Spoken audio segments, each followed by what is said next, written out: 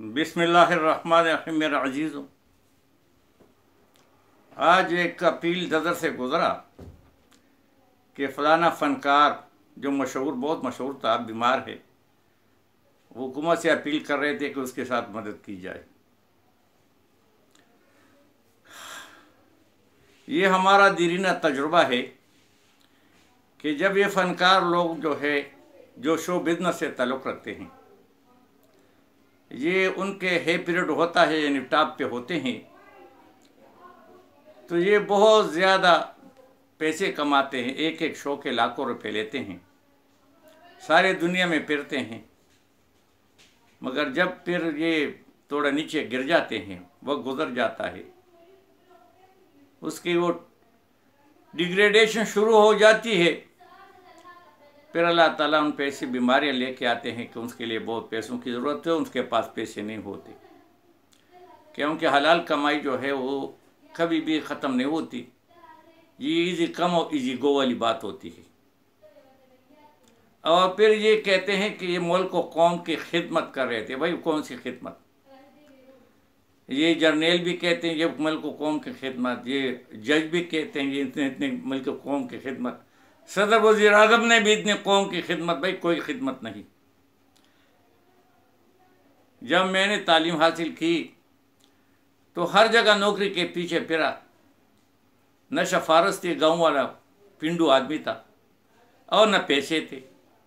मजबूरन जो है वो एयरफोर्स में चला गया, और थोड़ा काबिलियत थी तो वो कोर्स और टेस्ट वगैरह पास किए। तो फिर उसमें मुख्तलिफ मराहिल आए। बांग्लादेश जाना पड़ा, ईस्ट पाकिस्तान था, जंग में फंस गए, हमारे सामने लोग मरते रहे, हम भी मरते रहे, अल्लाह ने बचा दिया। 3 साल जो है इंडिया में गुजारे।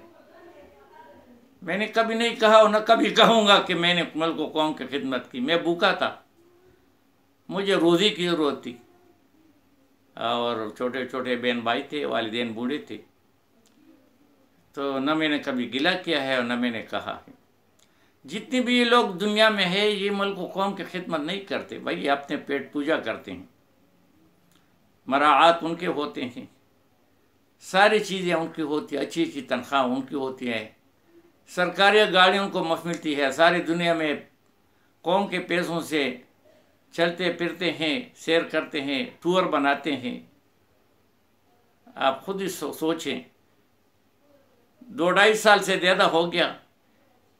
कोई ये बता सकता है कि जो हमारे असम्बली में जो लोग गए हैं, खा वो किसी भी फॉर्म 47, 48, 49, उससे हमारा कोई गरज नहीं है, हमें पता है। मगर उनने एक कानून भी ऐसे बनाया है जिससे मुल्क को कौम की खिदमत की बात हो रही हो। कोई आटे के बारे में कहो कि इसको सस्ता हो जाए, बिजली के बारे में एक बात की होगी कि वो सस्ती हो जाए, पेट्रोल के बारे में कोई एक बात की होगी कि वो थोड़ा सस्ता हो जाए। किसी लिए, किसके लिए भी उन्होंने कोई बात की? कोई अस्पताल बनाया, कोई रोड बनाया। 3 साल हो गए जब इनकी अभी ये PDM 1, 2, 3, 4, 5 पता नहीं कितने आएंगे, कोई एक भी तरक्याती काम हुआ है हमने तो नहीं देखा। बस ये आपस में लड़ रहे हैं, अयाशी कर रहे हैं, और मज़े उनके हैं, और मार पीट जो है वो गुर्बत की वजह से जो है वो लोग जो है वो परेशान हो रहे हैं। दिन रात सारे नफ्सियाती मरीज़ बन गए हैं। न कोई बिजली का बिल अदा कर सकता है, न कोई किराया मकान दे सकता है, कुछ भी नहीं कर सकते। और फिर ये कहें ये मरेंगे। तो ये बड़ा पारसा आदमी था, इसने इतने अरसा मुल्क व कौम की खिदमत की है। दफ़ा हो जाओ तुम सारे मेरे साथ समेत। और ये कोई खिदमत नहीं, बस अपना पेट पूजा था। और इस खिदमत के बारे में भी आपसे पूछा जाएगा। खिदमत वो होता है कौम व मुल्क की। अभी रतन टाटा इंडिया में था, उसका कोई औलाद नहीं थी, कोई बीवी नहीं थी, और कितने बिलियन डॉलर उसका जो असासे थे वो सब उसने इंडिया की गवर्नमेंट को दे दी कि ये तुम्हारे हो गए, गरीबों के में इस्तेमाल करें। और वो खुद भी इस्तेमाल करता रहा, गरीबों को देता रहा। इस तरह जनाब वो फिल्मी अदाकार है, उसका कोई बीवी नहीं, कोई बच्चा नहीं है, एक माँ है, नाना पाटेकर है, पता नहीं क्या है। वो एक छोटे से मकान में रहता है, जो उसके पास है वो गरीबों में तकसीम करता है। वो APJ अब्दुल कलाम जो इंडिया का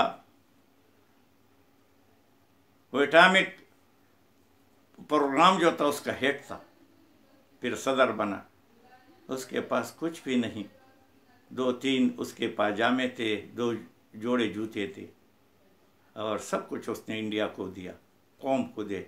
ये होती है खिदमत।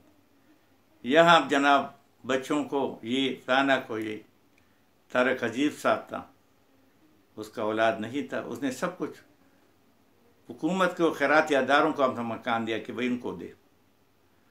ऐसे खिदमत होता है, ये भी कोई खिदमत है? ये तो हर एक करता है, मजदूरी करता है, मालिक पैसे देते हैं, उनने इसमें कोई एहसान वाली कौन सी बात हुई? मुफ्त में मजदूरी उसने नहीं की और मालिक ने मुफ्त में खैरात नहीं दिया। बस थोड़ा सोचो, हमें धोखे में न डालो।